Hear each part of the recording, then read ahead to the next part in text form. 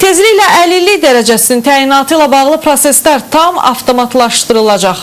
Bu o deməkdir ki, vətəndaşlarla məmurlar arasında təmas minimum səviyyəyə enəcək və nəticədə təyinatla bağlı xoşagəlməz hallara son qoyulacaq.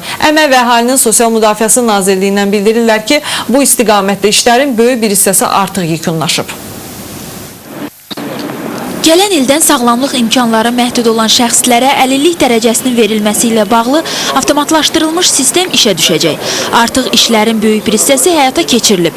Əsas məqsəd əlillik dərəcəsinin verilməsində vətəndaşla tibbi sosial ekspert komissiyalarının üzvləri arasında rast gəlinin negativ halların qarşısını almaqdır. Yeni sistem işə düşdükdən sonra əlillik dərəcəsi almaq üçün müraciət edən şəxsin lazım olan sənədləri əldə etməsi üçün ayrı-ayrı dövlət qurumlarına müraciət etməsinə ehtiyac qalmayacaq.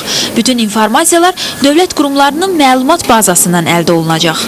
Həmin o məlumatlarda vətəndaşın səhiyyə müəssisəsində müalicə olunduğu, xəstəliyinin dərəcəsi, məzmunu barəsində kifayət qədər məlumatlar olacaq və yekunda avtomatlaşdırılmış qaydada həmin vətəndaşa ünvanlı əlillik dərəcəsinin verilib-verilməməsi barədə qərar qəbul olunacaq. Hazırda isə xəstəliyi olan şəxs əlillik dərəcəsi almaq üçün ilk növbədə xəstəliyinin müalicə olunmadığı barədə tibbi arayış əldə etməli və onu Əmək və Əhalinin Sosial Müdafiəsi Nazirliyinin tibbi sosial ekspert komissiyalarına təqdim etməlidir. Komissiya üzvləri isə bu sənədlərə baxır və qanunvericilikdə nəzərdə tutulmuş şərtlərlə həmin şəxsə əlillik dərəcəsi verir.